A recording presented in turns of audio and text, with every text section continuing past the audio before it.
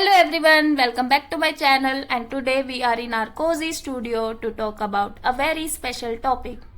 There is one small word that can change your whole English experience. That word is would. You probably hear it everywhere, in movies, in podcasts and real conversations. Many learners feel nervous using it because they think it's advanced grammar. But actually would is a very human. It helps you sound polite, gentle, thoughtful, and natural. Let's start very simply. When you use would, you are often talking about imagination, politeness, or soft ideas, not strong commands. Think about this. You could say, I want coffee. That is direct and strong. But now say, I would like coffee. Immediately you sound soft and kinder. This is why would is everywhere in daily life, especially at restaurants. You don't say, give me water. That sounds rude. Instead, you say, I would like some water, please. It's natural, safe, and perfect for beginners. Now, here is something very important.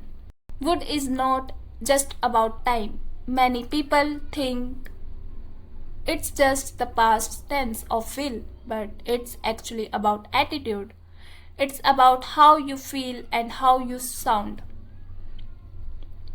Imagine your friend is tired. If you say you need rest, it sounds like an order. But if you say I would take a rest if I were you, it sounds caring and supportive. It protects your relationship. English isn't just language, it's social behavior. We also use would for choices. You might say, I choose tea. That's fine, but in a real conversation, people say, I would choose tea. It shows that the choice is flexible, not final, it's open. If a friend asks, what do you want to do tonight? And your reply, I would watch a movie. It's a suggestion, not a demand. It's a very common way to express feelings safely. For example, saying I would be happy to help you sounds much warmer than I will help you, especially with strangers or co-workers. In your work life, would is a superpower. In emails, we need politeness. You don't write I want a meeting. Instead, you write I would like to schedule a meeting. If you're afraid to use it, don't be. Think of the word would as a cushion. Yes, a soft pillow for your words. It makes every sentence feel more comfortable for the person listening.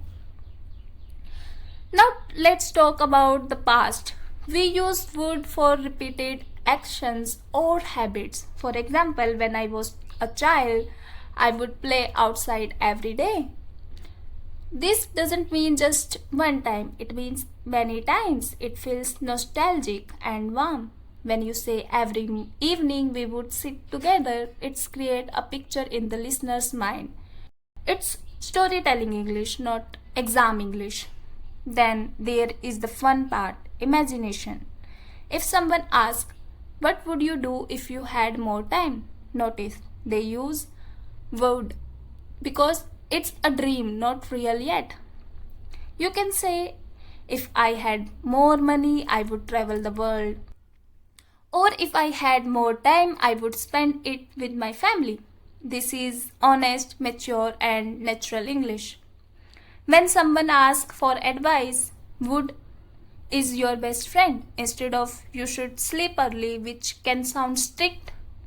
Try, I would sleep early if I were you. It's respectful and non-aggressive. It even works for permission. Instead of can I sit here?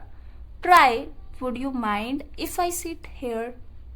That is how people sound kind and respectful in real life. We even use would for regrets or reflections. Saying I would have studied more carries a lot of feelings. And for those of you learning English right now, if you feel shy, use would. If you feel afraid of sounding rude, use would. Instead of saying I can't Speak English well, try saying, I would like to improve my English. That one change shows hope and confidence starting to grow.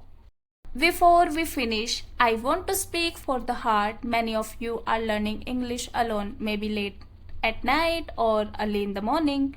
You might have doubts. You might think your English isn't good or that you are too slow. But please remember, you are not slow, you are learning. You are not weak, you are growing. Learning English isn't about being fast, it's about being brave.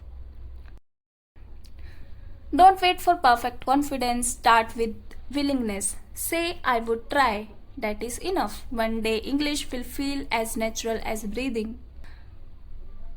If you enjoyed this and learned something today, please like this video and subscribe. It really helps me continue creating these lessons for you. Write a comment below and tell me what is one sentence using would that you like the most. I love reading your thoughts. Keep speaking slowly, keep speaking kindly, and most importantly, keep believing in yourself. I'll see you in the next episode. Keep learning. Bye, everyone.